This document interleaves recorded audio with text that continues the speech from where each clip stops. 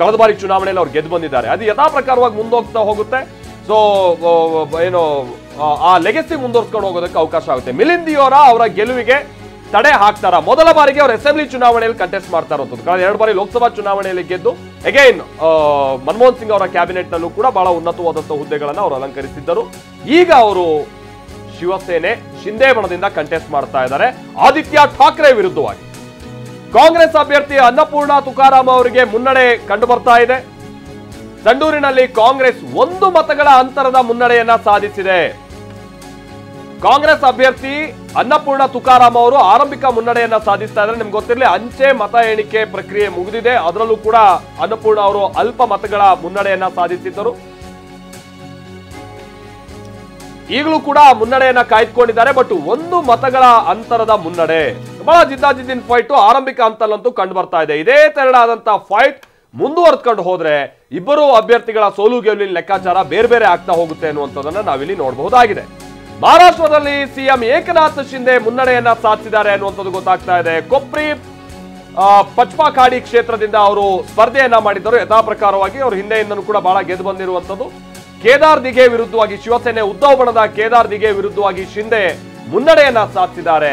ಏಕನಾಥ್ ಶಿಂದೆ ಅವರು ಕೂಡ ಮತ್ತೆ ಏನಾದ್ರೂ ಮಹಾಯುತಿ ಅಧಿಕಾರಕ್ಕೆ ಬಂದ್ರೆ ಸಿಎಂ ರೇಸ್ ನಲ್ಲಿರುವಂತಹ ಪ್ರಮುಖರು ಕೂಡ ಹೌದು. ವೆರಿ ಇಂಟ್ರೆಸ್ಟಿಂಗ್ಲಿ ಇತ್ತೀಚಿನ ಕೆಲ ಸರ್ವೆಗಳು ಮಹಾರಾಷ್ಟ್ರದಲ್ಲಿ ನಡೆಸಿದಂತಹ ಸಂದರ್ಭದಲ್ಲಿ ಕೆಲ ವಿಶ್ವಾಸಾರ್ಹ ಸಂಸ್ಥೆಗಳ ಸರ್ವೆ ಅಂತ ನಾವು ಪರಿಗಣಿಸಬಹುದು. ಶಿಂದೆ ಅವರು ಜನರ ಮೊದಲ ಒಂದು ಆಯ್ಕೆ ಮುಖ್ಯಮಂತ್ರಿ ಆಗುವಂತ ನಿಟ್ಟಿನಲ್ಲಿ ಅನ್ನುವಂಥದ್ದು ಕೆಲ ಪರ್ಸೆಂಟೇಜ್ಗಳು ಹೇಳ್ತಾ ಇದೆ. 35%, 40% ಶಿಂದೆ ಅವರ ಪರವಾಗಿರುವಂತದ್ದನ್ನು ಕೂಡ ನಾವು ನೋಡ್ತಾ ಇದ್ವಿ.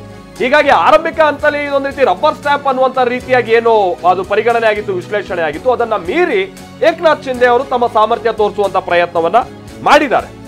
ಅದರಲ್ಲಿ ನೋ ಡೌಟ್ ಅನ್ನುವಂಥದ್ದು ಪ್ರಚಾರ ಸಂದರ್ಭದಲ್ಲೂ ಕೂಡ ಅವರು ಅದನ್ನ ಮುನ್ನಡೆಸ್ತಾ ಇದ್ದಂತ ರೀತಿಲೆಲ್ಲ ಗೊತ್ತಾಗ್ತಾ ಇತ್ತು. ಮಹಾರಾಷ್ಟ್ರದಲ್ಲಿ ಮಹಾಯುತಿಗೆ ಆರಂಭಿಕ ಮುನ್ನಡೆ, 40 ಕ್ಷೇತ್ರಗಳಲ್ಲಿ ಮಹಾಯುತಿಗೆ ಮುನ್ನಡೆ ಕಂಡು ಬರ್ತಾ ಇದ್ರೆ ಮಹಾವಿಕಾಸ್ ಅಘಾಡಿ, ಕಾಂಗ್ರೆಸ್ ನೇತೃತ್ವದ ಮಹಾವಿಕಾಸ್ ಅಘಾಡಿ 26 ಕ್ಷೇತ್ರಗಳಲ್ಲಿ ಮುನ್ನಡೆಯನ್ನ ಸಾಧಿಸಿದೆ.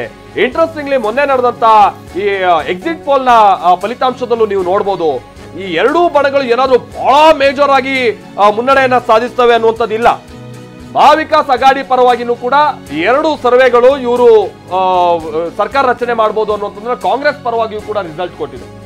8 ಸರ್ವೆಗಳು ಬಿಜೆಪಿ ಪರವಾಗಿ ರಿಸಲ್ಟ್ ಕೊಟ್ಟಿದೆ. ಬಟ್ ಆ ಅಂತರ ಇದೆಯಲ್ಲ ಅದು ಬಹಳ ಕಮ್ಮಿ ಇದೆ. ಹಾಗಾಗಿನೇ ಈ ರಿಸಲ್ಟ್ ಬಂದಂತ ನಂತರದಲ್ಲೂ ಕೂಡ ಈ 3 ಪಕ್ಷ ಈಗ 6 ಪಕ್ಷ ಆಗಿದೆಯಲ್ಲ, ಅವರು ಓಡಾಟ, ಹಾರಾಟ ಅಥವಾ ಜಂಪಿಂಗು ಇದೆಲ್ಲ ಯಾವ ರೀತಿಯಾಗಿರುತ್ತೆ ಅನ್ನೋದು ಸರ್ಕಾರ ರಚನೆಯಲ್ಲಿ ಪ್ರಮುಖ ಪಾತ್ರ ವಹಿಸುತ್ತೆ. ಜೊತೆಗೆ ಇಲ್ಲಿ ಗಮನಿಸಬೇಕಾದಂತ ಒಂದು ಸಂಗತಿ ಅಂದರೆ ಮಹಾರಾಷ್ಟ್ರದ್ದು ಈ ಕಳೆದ ಬಾರಿ ಲೋಕಸಭಾ ಚುನಾವಣೆ ಆದಂತ ಸಂದರ್ಭದಲ್ಲಿ ಅಂತರ ಇದೆಯಲ್ಲ, ಹೌದು 1% ಕಡಿಮೆ ಇತ್ತು ಇವರಿಬ್ಬರ ನಡುವಿನ ಅಂತರ. ಜೊತೆಗೇನು ಅಂತಂದ್ರೆ ಈ ಬಿಜೆಪಿ ಮೈತ್ರಿಕೂಟವನ್ನ ಹಿಂದಕ್ಕೆ ಹಾಕಿ ಮುಂದಕ್ಕೆ ಹೋಗಿದ್ದಿದೆಯಲ್ಲ, ಯುಪಿಎ ಸಾಮಾನ್ಯ ಸಂಗತಿ ಅಲ್ಲ, ಅದೇ ರೀತಿಯ ಏನಾದ್ರೂ ಫಲಿತಾಂಶ ಬಂತು ಅಂತಂದ್ರೆ ಮಹಾಯುತಿಗೆ ಭಾರಿ ಹಿನ್ನಡೆ ಆಗುತ್ತೆ. ಆದ್ರೆ ಸ್ಥಿತಿಗತಿಗಳು ಬದಲಾಗಿವೆ ಅನ್ನುವಂತ ಮಾತು ನೋಡಿ. ನಾನು ಹೇಳ್ತೀನಿ, ಠಾಣೆಯಲ್ಲಿ ಒಬ್ಬ ಸಾಮಾನ್ಯ ಆಟೋ ಡ್ರೈವರ್ ಆದಂತ ಒಬ್ಬ ವ್ಯಕ್ತಿ ಎಕ್ಸಾಕ್ಟ್ಲಿ ರಾಜ್ಯದ ಮುಖ್ಯಮಂತ್ರಿ ಆಗ್ತಾರೆ ಅಂತಂತಂದ್ರೆ, ಜೊತೆಗೆ ಬಿಜೆಪಿ ಅವ್ರನ್ನ ಕರ್ಕೊಂಡ್ಬಂದು ರಾಜ್ಯದ ಮುಖ್ಯಮಂತ್ರಿ ಪಟ್ಟಕ್ಕೇರಿಸಿದ್ದಿದೆಯಲ್ಲ, ಅದು ಬೆಸ್ಟ್ ಪೊಲಿಟಿಕಲ್ ಸ್ಟ್ರಾಟಜಿ. ನೋಡಿ, ನೀವೇನೂ ಇಲ್ಲದೇ ಇರುವಂಥವ್ರನ್ನೂ ಕೂಡ ನಾವು ಮುಖ್ಯಮಂತ್ರಿ ಮಾಡ್ತೀವಿ ಅಂತ. ಆಮೇಲೆ ಮುಖ್ಯಮಂತ್ರಿ ಆದಂಥ ವ್ಯಕ್ತಿನ ಉಪಮುಖ್ಯಮಂತ್ರಿ ಆಗಪ್ಪ ಅಂತ ಹೇಳೋದಿದೆಯಲ್ಲ, ಹೌದು.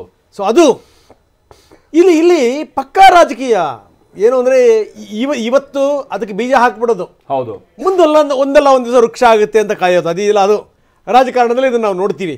ಆರಂಭದಿಂದ ಇಲ್ಲಿ ತನಕ ನಡೆದು ಬಂದಿರೋಂಥ ರೀತಿ ಹೆಂಗಿದೆ ಅಂತ, ಯಾವ ರೀತಿ ಪಕ್ಷಗಳಲ್ಲಿ ಪಕ್ಷದ ಸಿದ್ಧಾಂತಗಳು ಬದಲಾದವು, ಆ ಪಕ್ಷದ ಸ್ಟ್ರಕ್ಚರೇ ಬದಲಾಯಿತು, ಅದನ್ನು ನೋಡಿದ್ವಿ ನಾವು. ಎಕ್ಸಾಕ್ಟ್ಲಿ ಶಿವಸೇನೆ ಆಗಿರ್ಬೋದು, ಜೊತೆಗೆ NCP ಆಗಿರ್ಬೋದು, ಕಾಂಗ್ರೆಸ್ ಆಗಿರ್ಬೋದು, ಆ ಸ್ಥಿತಿಗತಿಗಳನ್ನು ನೋಡಿದಂಥ ಸಂದರ್ಭದಲ್ಲಿ ಈಗ ಏನು ತಮಾಷೆ ಸಂಗತಿನ 9 ಪಕ್ಷಗಳು ಕಣಕ್ಕಿಳಿದಿವೆ. 9 ಪಕ್ಷಗಳು 4200 ಅಭ್ಯರ್ಥಿಗಳು.